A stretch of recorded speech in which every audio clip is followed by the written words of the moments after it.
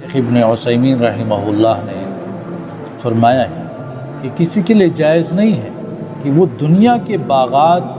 کی تشبیہ دے جنتوں سے کہ جنت ایسی ہوں، جائز ہی نہیں، کیونکہ کہاں دنیا کی خوبصورتی، کہاں جنت، جس کے بارے میں رب العالمین نے فرمایا فَلَا تَعْلَمُ نَفْسٌ مَّا أُخْفِيَ لَهُم مِّن قُرَّةِ أَعْيُنٍ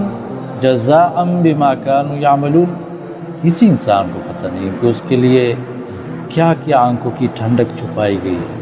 اعمال کا بدلہ ہے۔ نبی صلی اللہ علیہ وسلم نے بھی فرمایا، رب العالمین نے فرمایا ہے کہ میں اعددت لعبادی الصالحین ما لا عین رأت ولا اذن سمعت ولا خطر علی قلب بشر۔ ایسی نعمتیں میں نے اپنے بندوں کے لیے تیار کی ہے جو نہ کسی آنکھ نے دیکھی، نہ کسی کان نے سنی، نہ کسی عقل میں اس کا خیال ہے، کسی دل میں اس کا خیال نہیں ہے۔ وہ جو جنت کی نعمتیں ہیں ہمارے تصور سے بہت باہر کی چیز ہے، وہ ایسی نعمتیں ہیں، وہ جنتیں، ایسے باغات، گھنے باغات، ایک ایک درخت کے سائے میں گھوڑ سوار چلتا رہے، گھوڑا چلتا رہے، سالوں لگ جائیں۔ کچھ باغات صرف سونے کے، کچھ باغات چاندی کے، ایک ایک موتی سے، ہیرے سے پورا محل بنایا گیا ہو،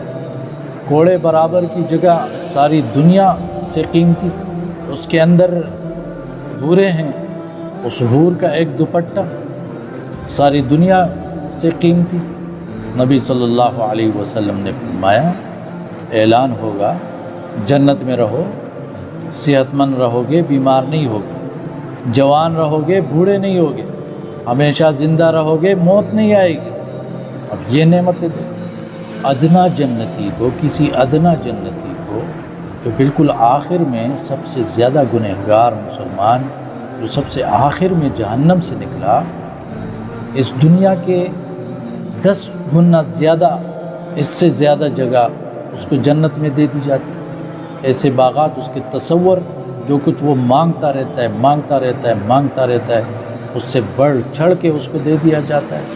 تو اعلیٰ جنتیوں کا، ان کا کیا حال ہوگا، ان کی نعمتوں کا کیا حساب کتاب۔ قرآن والے سے کہا جائے گا قرآن پڑھتا جا، جنت کی درجات پر بلند ہوتا جا، چڑھتا جا۔ مجاہدین کے لیے ایسے درجات جنت میں، ایک درجے اور دوسرے کے درمیان 500 سال کی مسافت، اس سے 100 درجے،